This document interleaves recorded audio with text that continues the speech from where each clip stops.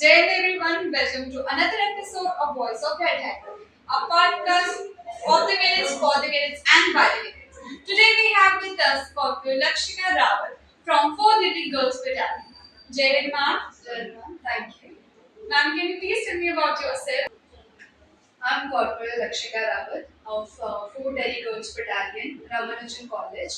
I hail from beautiful mountains of Authority, Uttarakhand. Ma'am, what are your hobbies? I indulge myself in sketching, painting, decoupage, playing guitar, cycling, and adventurous activities like waterfall traveling. That's wonderful. Ma'am, can you tell us more about shooting?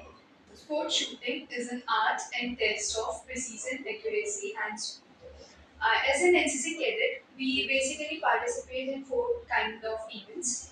50-meter peak side prone, that is late K position. 50-meter three position peak side, that is team position, late K, kneeling and standing. And 10-meter air rifle, 10-meter air pistol, open side 50-meter prone, and open side 50-meter three. दो kind of weapon होते हैं one is open side and one is peep side peep side is basically a weapon of higher precision and accuracy, and it is German made basically and imported weapon. Okay. And open side are the .22 sports shooting arms that are used in NCC. And 10-meter के लिए we use .177 air rifle and air pistol. In .22, that is 50-meter range, 10 meters event, we use a caliber of 1.177. Shooting basically आपका patience, आपका focus, आपकी accuracy, आपका body का जो structure है उस पर depend करता है. Your mind, your focus and किस तरीके से आप चीजों को देखते हैं. That's wonderful. Now we have with us Sergeant Rustam Khera from 1 Delhi Air Squadron. Jain sir. Jai. Sir, can you please tell me about yourself? I am Sergeant Rustam Khera from 1 Delhi Air Squadron. I am pursuing BSc Honours Computer Science from Bhaskaracharya College of Applied Science, Delhi University. Basically, I am from the land of 5 rivers, Punjab. I am here for my higher studies. My hobbies are yoga, sketch drawing, diary writing, and reincarnation. So sir, आपकी shooting की journey कैसे शुरू हुई है? जिसकी मैं cadet था Punjab Haryana Madhya Pradesh junior cadet में, तो मैं नेवल में कैडेट था. तो हमारा एक सीरीज कैंप हुआ था जिसमें 5 राउंड्स फायर किए करते हैं. तो जो पहली बार राउंड फायर करते हो ना, बिकॉज यू आर बॉय, लड़कों जाता होता है गन की तरफ अट्रैक्शन ज्यादा होता है, यहाँ गन चलानी हो. तो पहली बार जब गन पे हाथ पड़ा, 5 राउंड फायर किए, तो अलग से इंटरेस्ट आया शूटिंग में. उसके बाद जब एक और कैंप आया, तो उसमें मैं as a best cadet select हुआ था अपनी यूनिट से. यूनिट ने मेरे को ग्रुप लेवल में भेजा पीआरटीस के लिए. तो वहाँ हम गए, तो वहाँ 50 राउंड्स फायर किए बेस्ट कैडेट कॉम्पिटिशन में. तो वहाँ पे एक्सपीरियंस था. उसके बाद जो मेरी फायरिंग है वो दिल्ली में ही हुई है, जब मैं 1 दिल्ली स्क्वाड्रन में कैडेट को एसटीएफ आईडीसी जब आया, उसकी नोटिफिकेशन आई थी, वो उसके सेक्शन शुरू हुए. मैं गया, उस कैडेट को सिलेक्ट करके नेक्स्ट लेवल पे भेजा गया. I was the only one who got selected. So after that जो माय जर्नी 3 मंथ्स की जर्नी थी आईडीसी. तो जो 3 महीने में मैंने काफी कुछ सीखा. First of all shooting basic है. आपके पास राइफल है, योर बुलेट, आपको क्या सीखना है. 90% जो शूटिंग होती है वो बंदा सीख लेता है, और जो 10% है उसको सीखने बंदे को पूरी लाइफ लगाया, पूरी जिंदगी मतलब 10% में उसकी चली जाती है. वो शूटिंग में आप नॉर्मल अपनी ब्रीथिंग कंट्रोल सीखते हो. माइंड, अगर आप माइंड कंट्रोल है तो शूटिंग अच्छी होगी. अगर आपकी हार्ट बीट कंट्रोल है तो भी अच्छी होगी. तो कुछ चीजें होती है जिन पे काम करना पड़ता है, इसमें पूरा उम्र लग जाती है. तो वही था. उसके बाद एक अलग सी फैमिली मिली मेरे को आईटी स्टडी के साथ. उस फैमिली के साथ काफी टाइम स्पेंड किया, एंड टिल नाउ हम बात करते हैं. हमारे रिलेशन अच्छे हैं, घूमने जाना कहीं कभी वो. And so my experience for IT study. And जो 24 आया आईटी स्टडी को, अगेन मैं सेलेक्ट हुआ हमारी से. सो उसमें जब शुरू में मैं बैटिंग शुरू करी, क्या होता है आप कोई चीज शुरुआत करते हो. I was new for peep side. मैं ऊपर साइड प्लेयर था, मैं पीप साइड गया, कुछ डिफिकल्ट आती है बिकॉज़ ये टेक्निकल वेपन है पूरा पीप साइड. जब इसमें मैं आया तो मेरे को शुरू क्या ट्रिगर ऑपरेशन काफी दिक्कत आती थी. फिंगरप्रिंट क्या कई बार जीरो लग गया, जीरो लगता है ना आपका, मतलब आप स्कोर अच्छा चल रहा है, एक जीरो लग गया पूरे स्कोर में, स्कोर डाउन चला जाता है, दिमाग में रहता है यार कि क्यों लग गया है, काम करना पड़ेगा। कुछ बंदे के बाद वहाँ क्विट कर देते हैं कि हाँ यार मेरे से शूटिंग कुछ हो नहीं रहा, मैं क्विट कर देता हूँ।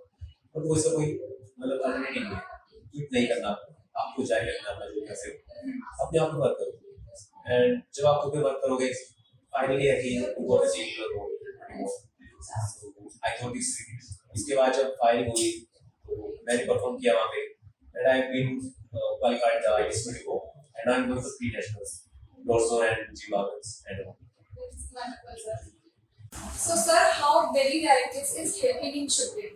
ओके, जैसे कि दिल्ली रैकेट है, वो सेंट्रल है, सो शूटिंग में आपको क्या क्या चाहिए होता है, एक आपको वेपन चाहिए होता है, एमुनिशन, किट, एंड रेंज, इस सब हमें प्रोवाइड किया है Delhi racket.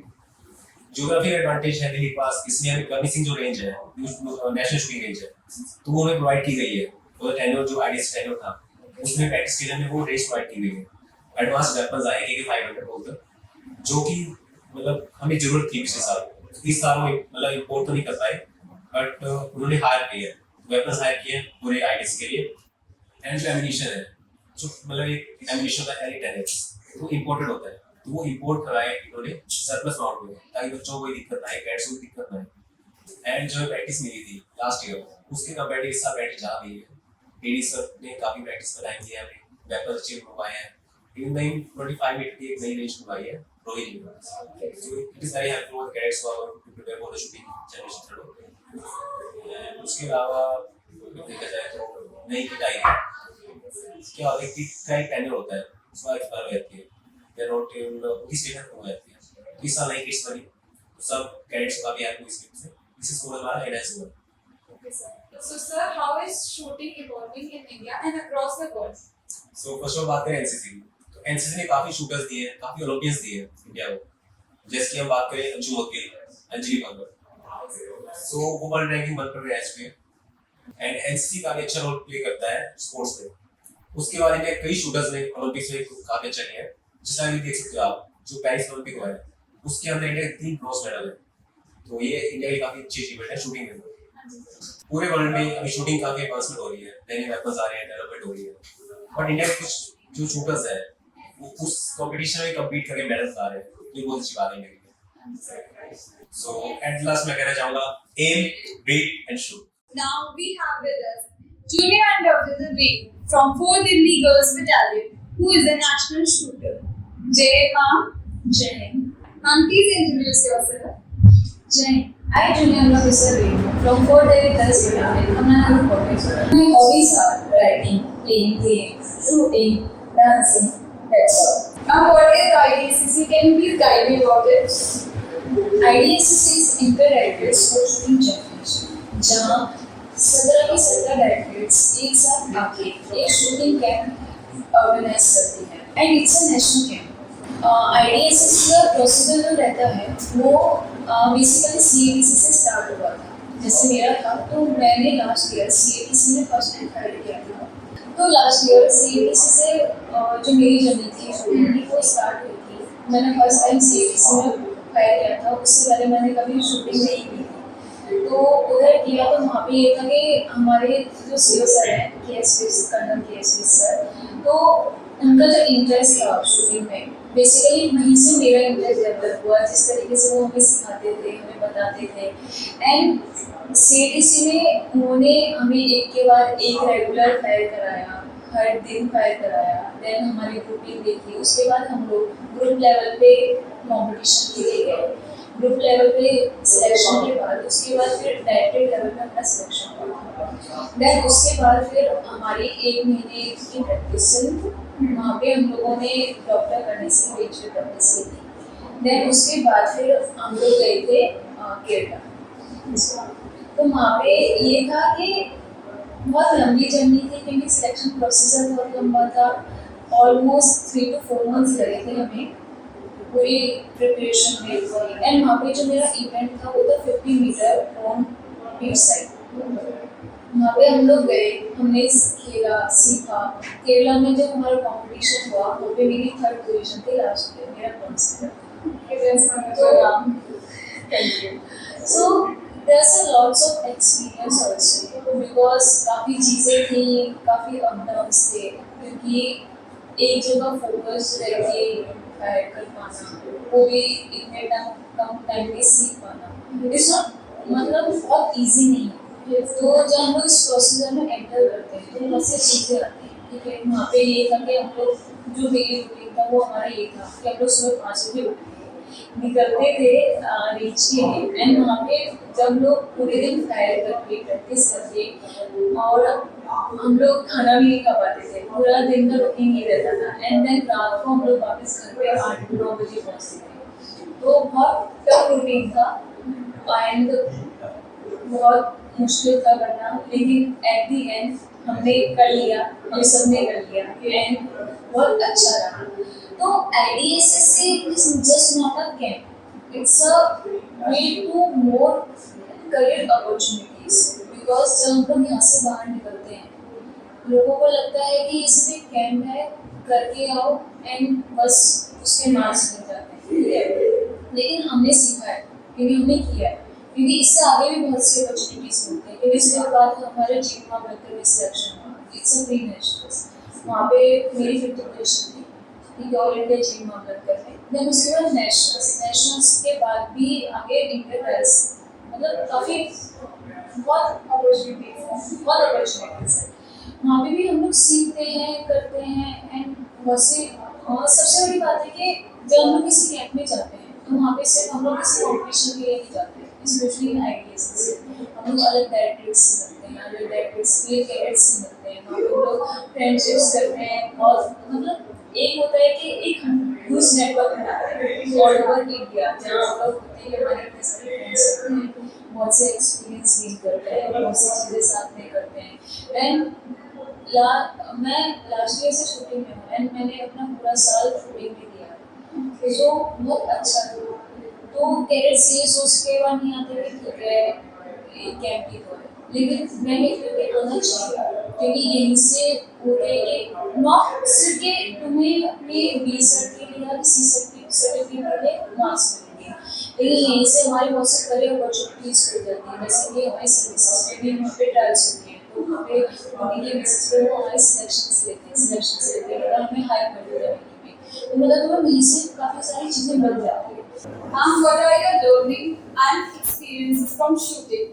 Learnings basically shooting जो होता है वो जो मेन चीज़ हमें सिखाता है वो पेशेंस एंड फोकस, ठीक है, because it's a main element of shooting कि अगर तुम फोकस नहीं हो, ठीक है, करते टाइम सबसे पहली बात तो अपार्ट फ्रॉम एवरीथिंग शूटिंग हमें सिखाता है लाइफ में डिसिप्लिन, क्योंकि एज ए शूटर तुम्हें डिसिप्लिन में रहना बहुत ज़रूरी है। तुम्हारा एक टाइट स्केड्यूल होता है जहाँ तुम्हारी एक टाइट डाइट होती है कि बहुत ज़्यादा सुबह इंटेक नहीं करना, सुबह इंटेक कर लिया तो हार्ट बीट्स बहुत ज़्यादा तेज रहती है, क्योंकि पर्सनली भी बहुत ज़्यादा रहता है, तो मैं सुबह इंटेक कम करती हूँ। तो एंड इसके भी अलावा कि हमें मतलब जो हमारा शेड्यूल रहता है वो ऐसे रहता है कि पहले हम लोग उसके बाद सबसे पहले हम लोग मेडिटेशन करते हैं, मेडिटेशन करने के बाद हम लोग बेंच पे गए एक्सरसाइज जो कि मेरी होती हैं एक्सरसाइज, उसके बाद फिर हम लोग ट्राई करते हैं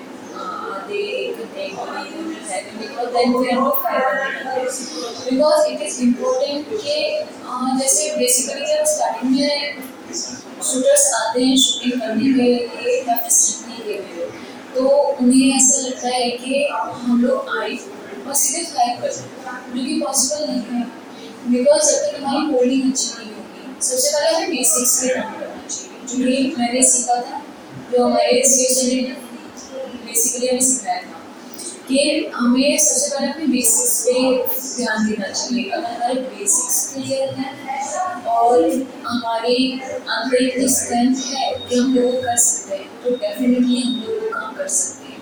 हम लोग को ऐसे नहीं करना चाहिए कि हम लोग आए बेच पे लेके एंड देन हमें फायर करने लग जाए एंड फिर हम लोग एक्सपेक्ट करें कि हमारे सीधे कहीं पर नहीं लग जाए, तो ये पॉसिबल नहीं है। क्योंकि हम लोग जो मेरी जर्नी है वो 0 से 10.9 तक की, सीरियसली ऐसा ही हुआ था। तो जब लोग जाते हैं तो होल्डिंग करते हैं टाइम बहुत पेन होता है, सीरियस में बहुत ज़्यादा पेन होता है, हमारे एल्बोस छिल जाते हैं, ठीक है। And after this huge pain, when we get results, जब वो रिजल्ट मिलता है हमें एंड जो वो खुशी देता है वो बहुत अलग लेवल की होती है। Snap them, feel होता है, everything is like perfect.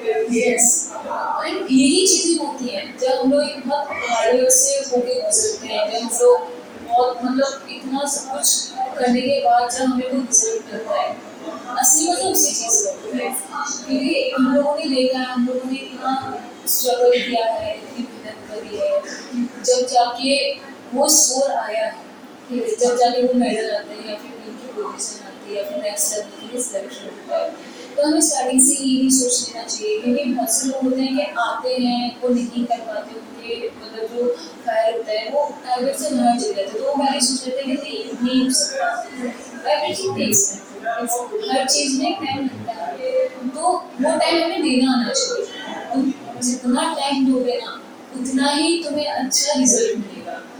और सबसे बड़ी बात जो हम लोग शूटिंग में सीखते हैं, जैसे हमने एनसीसी में सीखा था, मेरे एक सीनियर ने मुझे बताया था कि तुम जितनी यूनिफॉर्म का रिस्पेक्ट करोगे, जितना तुम यूनिफॉर्म को प्यार करोगे, उतना ही यूनिफॉर्म से तुम्हें रिस्पेक्ट मिलेगी। सेम चीज़ स्पोर्ट्स में होता है कि जितना तुम अपने स्पोर्ट्स को प्यार करोगे, जितना शूटिंग में तुम अपने वेपन का ख्याल रखोगे, जितना तुम अपने वेपन से प्यार करोगे, उतना ही वेपन तुम्हें देगा।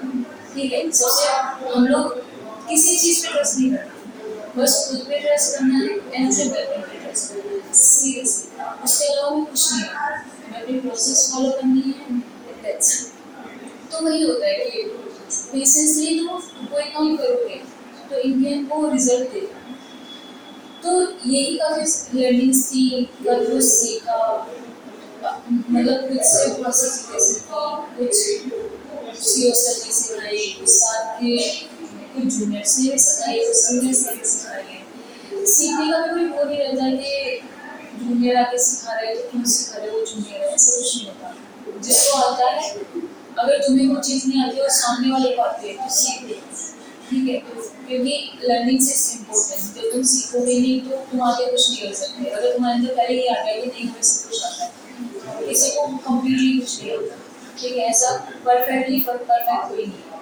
तो हमें परफेक्ट बनने में भी बहुत टाइम लगता है, और वो परफेक्ट हम लोग बनते हैं छोटी छोटी चीज़ें, ठीक है, हम लोग छोटी छोटी चीज़ें की कुछ यहाँ से सीख लिया, कुछ वहाँ से सीख लिया, ऐसे ही करते करते हम लोग कामयाबी को छूते हैं। तो बस यही सारी चीज़ें थी जो मैंने सीखी कि कैसे करना है, क्या कुछ करना है।